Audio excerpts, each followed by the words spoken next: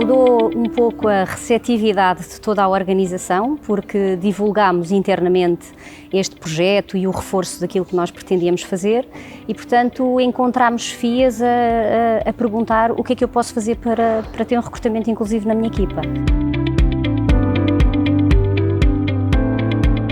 Sim, fizemos ações de sensibilização que foram impactantes.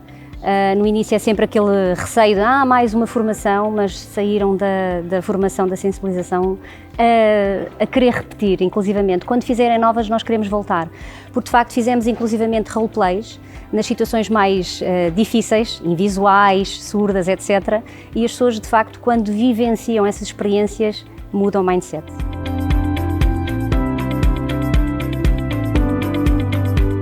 Eu diria que houve dois tipos de desafios.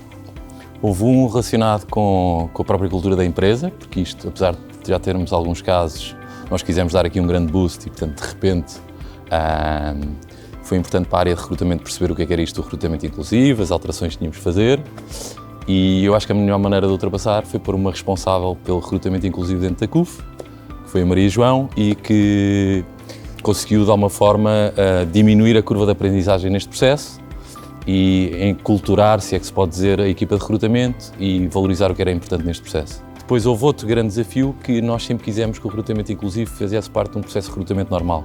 E, portanto, abriríamos uma vaga e a pessoa viria, seja ela com incapacidade, seja ela assim. E numa máquina de recrutamento como a CUF, que tem milhares de processos por ano, pode haver alguma resistência, porque eventualmente é mais ágil o outro tipo de recrutamento. E, portanto, aí também foi preciso dar força à equipa, foi preciso incentivar, mas acho que também conseguimos ultrapassar e estamos no bom caminho.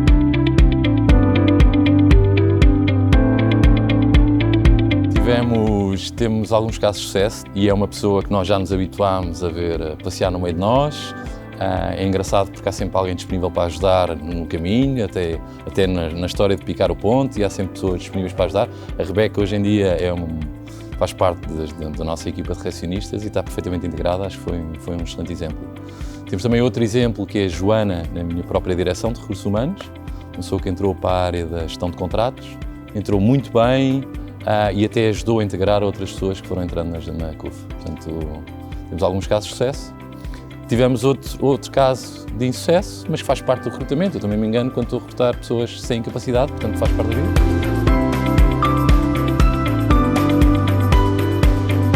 Acho que é preciso identificar alguém que conheça bem a empresa, bem os serviços, as tarefas e que possa ser um elemento facilitador. Porque o recrutamento, como diz o Luís e bem, já não é fácil por si só, não é? Encontrar o perfil perfeito para a função e ter um match. E a questão a dificuldade, como é que eu vou encaixar alguém com incapacidade, se calhar não vai fazer isto, não vai fazer aquilo.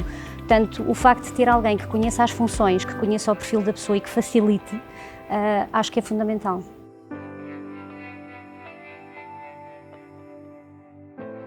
Eu falo por mim naturalmente que acho que é gratificante, mas percebendo o que tenho lidado com as FIAs e até com os próprios colaboradores, acho que é uma abertura àquilo que eu não sei o dia da manhã, amanhã pode ser comigo, e portanto eu acho que as pessoas estão completamente receptivas a que a diferença e a inclusão faz parte do dia a dia.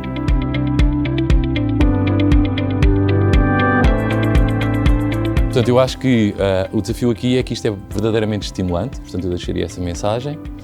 É algo que nos surpreende todos os dias e é algo que, no que diz respeito ao desafio da retenção, é muito importante, porque estas pessoas vêm com uma missão de estar na CUF, têm um impacto extraordinário nas equipas com quem trabalham e, portanto, acho que é uma inovação fortíssima no modo de estar e no recrutamento de uma empresa como a CUF.